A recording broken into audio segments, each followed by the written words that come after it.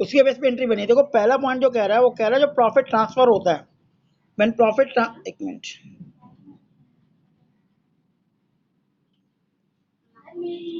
जब profit transfer होता है प्रॉफिट लॉस अकाउंट से अप्रोप्रिएशन अकाउंट के अंदर, तो जो हमारी एंट्री बनती है, हमारी एंट्री बनती है profit and loss account debit to profit and loss appropriation account. देखो ऑपरेशन क्रेडिट में नहीं कहा हमने नेट प्रॉफिट, वो ये वाली एंट्री है। और अगर लॉस होता है तो कई एक दो केस में लॉस भी ट्रांसफर होता है, तो एंट्री बनती है profit loss appropriation account debit to profit loss, मतलब अप्रोप्रिएशन के डेबिट में नेट लॉस आ जाएगा। वो एक आध केस होंगे जब इंटरेस्ट ऑन ड्राइंग होगा, अदरवाइज लॉस अप्रोप्रिएशन के अंदर नहीं आता। एक दो केस बनते हैं जिस केस में लॉस अप्रोप्रिएशन के अंदर आता है, वो केस वही होते हैं जब इंटरेस्ट ऑन ड्राइंग वगैरह, मैं आपको क्वेश्चन बताऊंगा। और अगर लॉस होता है, क्लियर कर लो, अगर profit and loss appropriation, profit loss में लॉस आता है तो लॉस ट्रांसफर होने के बाद interest on capital, salary, commission, ये कुछ भी नहीं दिया जाता। क्यों? क्योंकि तब दिया जाता है जब कंपनी को प्रॉफिट होता है।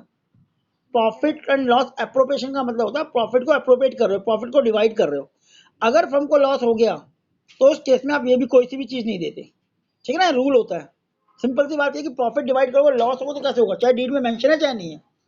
एक आध केस में वो पे करता है, वो हम आने वाले टाइम में पढ़ेंगे किस केस में वो पे किया जाता है। अदरवाइज अगर क्वेश्चन में ये चीज दे रखी है तो आप ये चीज पे नहीं करोगे, मैं क्वेश्चन कराऊंगा उसके ऊपर। पहला पॉइंट ये क्लियर करो जो मैंने बताया, ध्यान रखना इसका। फिर सैलरी का पॉइंट अगर आता है तो एंट्री बनती है पार्टनर सैलरी या commission account debit to partners capital और करंट अकाउंट। बताया था ना, दो अकाउंट बनते हैं, कैपिटल अकाउंट और करंट अकाउंट। फिर इसका सेकंड पार्ट बनता है जब उसे क्लोज करते हैं, profit loss appropriation account debit to partner salary. और इन दोनों एंट्रियों को मिला के आप एक एंट्री कर सकते हो, ये वाली, profit loss appropriation account debit to partner current account या कैपिटल अकाउंट। ठीक है। अगली एंट्री बनती है वही interest on capital, same entry होगी, interest on capital account debit to partners capital, फिर profit loss appropriation account debit to interest on capital. Better है कि दो एंट्री याद कर लो, बाकी अगर थर्ड एंट्री याद करते तो भी कोई प्रॉब्लम नहीं, लेकिन आपको याद होनी चाहिए। नेक्स्ट इंटरेस्ट ऑन ड्राइंग की रिवर्स एंट्री है, तो इंटरेस्ट ऑन क्रेडिट में आता है partners capital account debit to interest on drawing, फिर interest on drawing account debit to profit loss appropriation account. ठीक है, एक बार ये एंट्री पढ़ लो। अगली एंट्री होती है कि रिजर्व को आप डिस्ट्रीब्यूट करते हो, जो रिजर्व होता है आप उसको दिखाते हो। रिजर्व भी प्रॉफिट लॉस के डेबिट में आते हैं अप्रोप्रिएशन के, जो हमारा प्रॉफिट बच जाता है उसमें कुछ पैसा हम रिजर्व के फॉर्म में रख देते हैं, तो एंट्री बनती है profit loss appropriation account debit to reserve, तो अप्रोप्रिएशन डेबिट होता है। उसके बाद जो प्रॉफिट बचता है उसे डिस्ट्रीब्यूट करते हैं profit loss appropriation account debit to partners capital account. ठीक है ना, वो डेबिट बैलेंस और प्रॉफिट लॉस। अब ये जो एंट्री लिखी है नॉर्मल डेबिट बैलेंस नहीं आता है इसमें, अगर आता है तो partners capital account debit to profit loss appropriation account. Normally हमारा क्वेश्चन प्रॉफिट में खत्म हो जाता है, इक्वल आता है उसे वहीं छोड़ देते हैं। ठीक है, ये बेसिक एंट्रियां थी। एक आध बार एग्जाम में एंट्रीज आ रखी हैं अकाउंट में आके, तो आपको एंट्री भी याद होनी चाहिए, ध्यान रखना। ओनली जो भी क्वेश्चन एंट्री पूछता करना, क्योंकि बच्चे उस टाइम अटक गए थे। देखो, can on 1 April 2016 A and B commence business, 60,000 और 20,000 से बिजनेस स्टार्ट किया। On 31 March trading profit taking account of provision need 64,000 है, 64,000 का आपका प्रॉफिट है। इंटरेस्ट ऑन कैपिटल 6% है।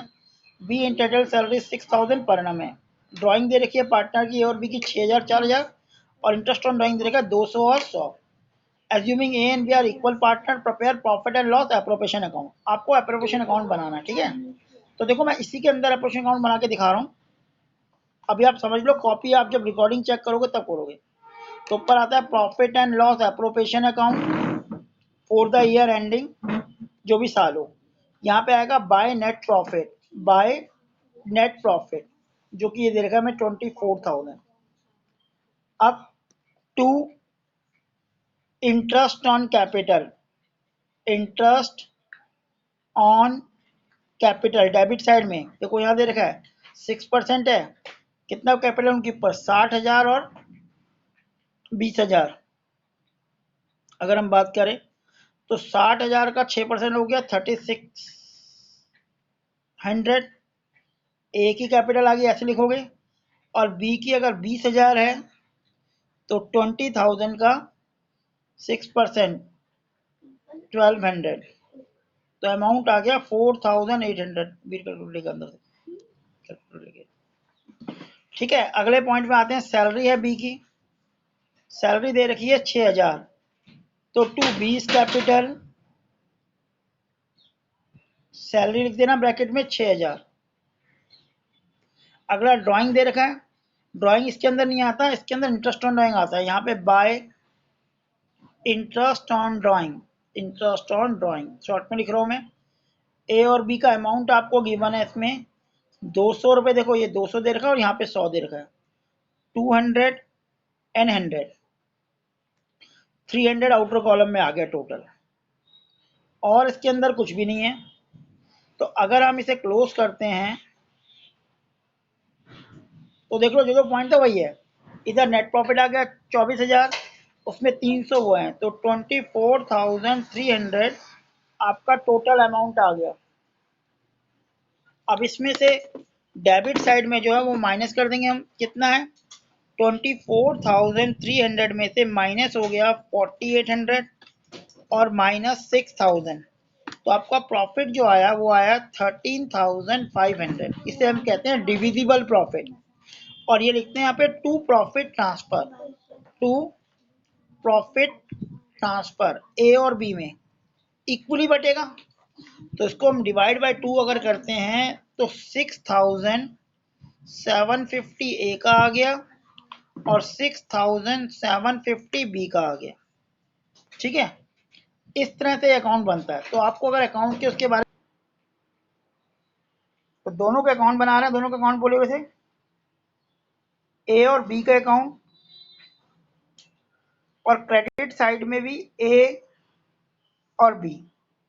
अब इसके अंदर पोस्टिंग हम ऑलरेडी कर चुके हैं। यहाँ पर्टिकुलर आ गया, पर्टिकुलर आ गया। सबसे पहले आएगा by balance BD, by balance brought down, जो क्वेश्चन में गिवन है। देखो 60,000, 60K और 20K, मैं शॉर्ट में लिख रहा हूँ। फिर यहाँ पे क्या आएगा?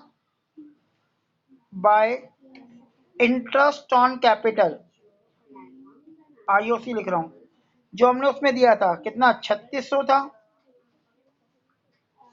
3600, 3.6 और 1200 ये था, ये याद रखना। फिर वहां पे था बी की सैलरी, बाय